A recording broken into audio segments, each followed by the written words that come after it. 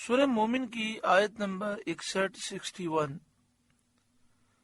سورہ مومن کا 7واں رکوع اور 24ویں پارے کا 12واں رکوع۔ اللہ رب العالمین نے ارشاد فرمایا، اللہ الذی جعل لکم اللیل لتسکنوا فیہ، اللہ ہے جس نے تمہارے لیے رات بنائی کہ اس میں تم آرام پاؤ، والنہار مبصرا، اور دن بنایا آنکھیں کھولتا، دن بنایا آنکھیں کھولنے والا، کہ اس میں اپنے کام اطمینان کے ساتھ انجام دو۔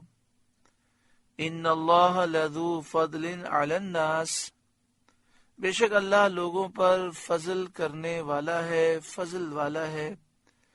ولیکن اکثر الناس لا یشکرون، لیکن اکثر لوگ شکر نہیں کرتے، لیکن بہت آدمی شکر نہیں کرتے۔ ذالکم اللہ ربکم خالق کل شیء، وہ ہے اللہ تمہارا رب ہر چیز کا بنانے والا۔ لا الہ الا ہو، اس کے سوا کسی کی بندگی نہیں۔ فانا تؤفکون، تو کہاں اوندے جاتے ہو کہ اللہ کی عبادت کو چھوڑ کر بتوں کی پوجا کرتے ہو اور اللہ پر ایمان نہیں لاتے، حالانکہ اس پر دلائل موجود ہیں۔ کذالک یؤفک الذین کانوا بآیات اللہ یجحدون، یوں ہی اوندھے ہوتے ہیں وہ جو اللہ کی آیتوں کا انکار کرتے ہیں، یوں ہی اوندھے ہوتے ہیں اور حق سے پھرتے ہیں، باوجود دلائل قائم ہو چکے ہیں، وہ حق سے پھرتے ہیں جو اللہ کی آیتوں کا انکار کرتے ہیں اور ان میں غور و فکر اور تأمل نہیں کرتے، یعنی ایسا غور و فکر نہیں کرتے جو ان کے لیے حق کو تلاش کر سکے۔ انہیں چاہیے کہ حق کی تلاش میں وہ اللہ تعالیٰ کی آیتوں میں نظر و تأمل کریں، غور و فکر کریں، لیکن ایسے لوگ اس طرح غور و فکر نہیں کرتے۔ اللہ الذی جعل لکم الارض قرارا، اللہ ہے جس نے تمہارے لیے زمین ٹھہراؤ بنائی، زمین کو تمہارے لیے قرار بنایا کہ وہ تمہاری قرار گاہ ہو، زندگی میں بھی اور بعد موت بھی۔ اللہ نے تمہارے لیے زمین ایسی بنائی کہ زندگی میں بھی تم زمین میں ٹھہرتے ہو اور مرنے کے بعد بھی قبر میں زمین میں ٹھہرتے ہو۔ والسماء بناء، اور آسمان کو چھت بنایا کہ آسمان کو مثل قبہ کے بلند فرمایا، جیسے ہمارے مکان کی چھتیں بلند ہوتی ہیں اس طرح آسمان کو اللہ تعالیٰ نے بلند فرمایا۔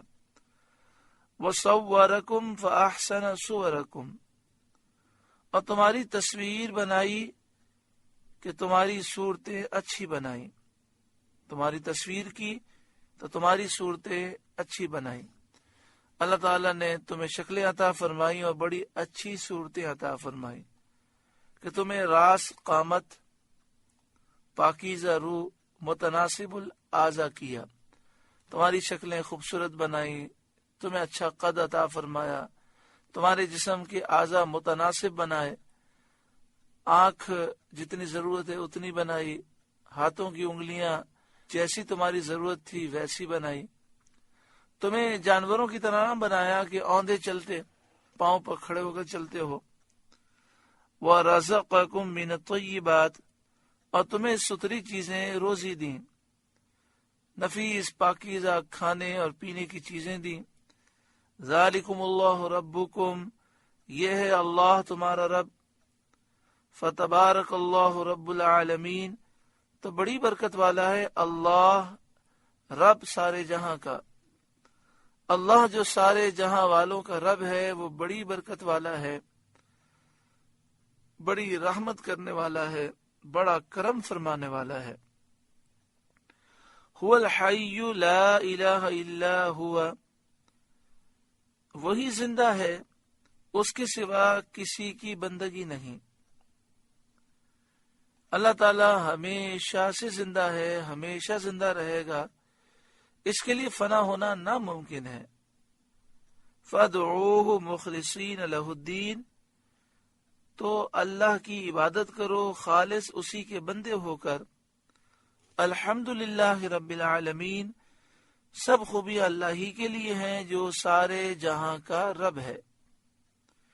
قل، اے محبوب آپ فرمائیے، انی نہیت ان اعبد الذین تدعون من دون اللہ، میں منع کیا گیا ہوں کہ انہیں پوجوں جنہیں تم اللہ کے سوا پوجتے ہو۔ اے محبوب آپ فرمائیے، مجھے منع کیا گیا ہے کہ میں بتوں کی پوجا کروں، لہٰذا میں کبھی بھی بتوں کی پوجا نہیں کروں گا۔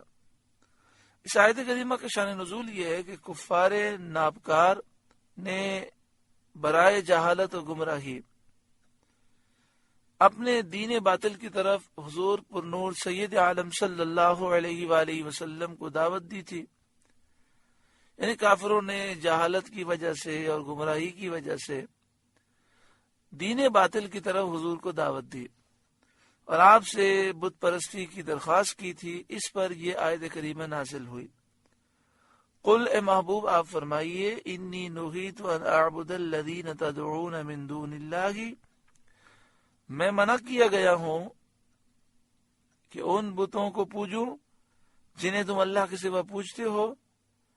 لما جاءنی البینات من ربی، جبکہ میرے پاس روشن دلیلیں میرے رب کی طرف سے آئیں، یعنی عقل کی روشن دلیلیں، وحی کی روشن دلیلیں، توحید پر دلالت کرنے والی۔ وَأُمِرْتُ أَنْ أُسْلِمَ لِرَبِّ الْعَالَمِينَ، اور مجھے حکم ہوا ہے کہ رب العالمین کے حضور گردن رکھوں، اللہ کے حضور جھکا رہوں۔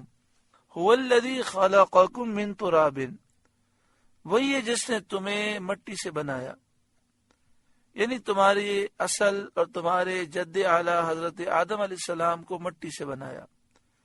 ثم من نطفۃ، پھر پانی کی بوند سے بنایا، یعنی حضرت آدم علیہ السلام کے بعد ان کی نسل کو پانی کی بوند سے، نطفے سے، قطرہ منی سے بنایا۔ ثم من علقۃ، پھر خون کی پھٹک سے، کیونکہ نطفہ 40 دن کے بعد ماں کے پیٹ میں خون کا ذرہ بن جاتا ہے۔ ثم یخرجکم طفلا، پھر اللہ تمہیں نکالتا ہے بچہ۔ ثم لتبلغوا اشدکم، پھر تمہیں باقی رکھتا ہے کہ اپنی جوانی کو پہنچو اور تمہاری قوت کامل ہو۔ ثم لتکونوا شیوخا، پھر اس لیے کہ بوڑھے ہو۔ یعنی اللہ تعالیٰ نے تمہیں پانی کے قطرے سے بنایا، بچے کی حالت میں تم نکلے، پھر اللہ نے تمہیں عمر دی، کئی تم میں سے جوانی کو پہنچے اور ان کی قوت کامل ہو گئی، پھر اور ان کی عمر بڑھی اور پھر بڑھاپے کو پہنچے اور پھر دوبارہ بچے کی طرح کمزور ہو گئے۔ وَمِنْكُمْ مَنْ يُتَوَفَّى مِنْ قَبْلُ، اور تم میں کوئی پہلے ہی اٹھا لیا جاتا ہے، یعنی بڑھاپے یا جوانی کو پہنچنے سے پہلے ہی اٹھا لیا جاتا ہے۔ یہ اس لیے کیا کہ تم زندگانی کرو، یہ نظام اس لیے بنایا کہ تم یہاں دنیا میں زندہ رہو۔ وَلِتَبْلُغُوا أَجَلًا مُّسَمًّى، اور اس لیے کہ تم ایک مقرر وعدے تک پہنچو، زندگانی کے وقت محدود تک، جو وقت تمہارے لیے مقرر ہے اس وقت تک تم پہنچ جاؤ، اور پھر موت کا وقت آئے اور تم اس دنیا سے واپس چلے آؤ۔ وَلَعَلَّكُمْ تَعْقِلُونَ، اور اس لیے کہ تم سمجھو، توحید کے دلائل کو سمجھو اور ایمان لاؤ۔ تو یہ وقت تمہیں اس لیے دیا گیا کہ تمہیں سوچنے سمجھنے کا موقع ملے۔ هُوَ الَّذِي يُحْيِي وَيُمِيتُ، وہی ہے جو زندہ کرتا ہے اور مارتا ہے۔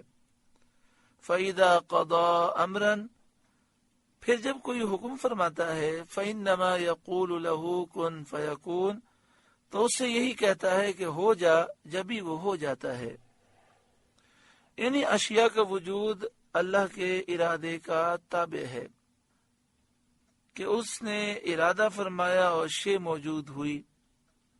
جیسے ہی اللہ تعالیٰ ارادہ فرماتا ہے فوراً چیز کا وجود ہو جاتا ہے.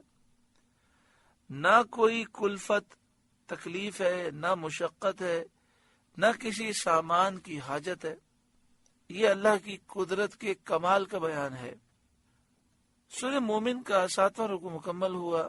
اللہ تعالیٰ اس رکوع کے نور سے ہمارے قلوب کو روشن منور فرمائے.